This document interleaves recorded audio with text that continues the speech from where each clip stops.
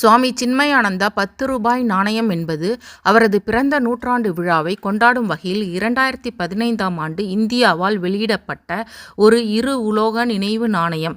இதில் பின்புறத்தில் அவரது மார்பளவு உருவமும் முன்புறத்தில் அசோக தூணும் இடம்பெற்றுள்ளன. இதன் கலாச்சார முக்கியத்துவம் மற்றும் நாணயவியல் மதிப்பு காரணமாக சேகரிப்பாளர்களுக்கு இது மிகவும் விரும்பப்படும் ஒரு பொருளாக அமைகிறது. இதனுடைய உலோகம் பைமெட்டாலிக், அதாவது அலுமினியம் வெண்கல வளையத்தில், செம்பு நிக்கல் மையத்தில். இதனுடைய எடை 7.71 கிராம். இதனுடைய விட்டம் 27 மில்லிமீட்டர்.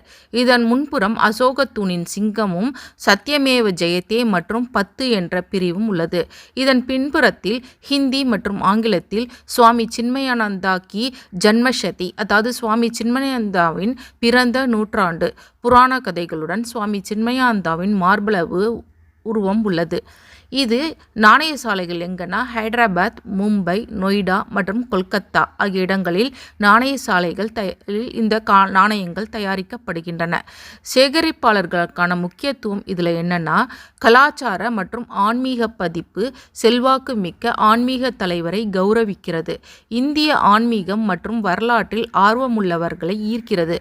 நாணயவியல் ஆர்வம் என்னன்னா, புழக்கத்தில் உள்ள ஒரு நினைவு நாணயம் சுற்றோட்டமில்லாத, அதாவது UNC நிலைகளிலும் சில சமயங்களில் சிறப்பு சேகரிப்பு தொகுப்புகள் அல்லது அட்டைகளிலும் கிடைக்கிறது.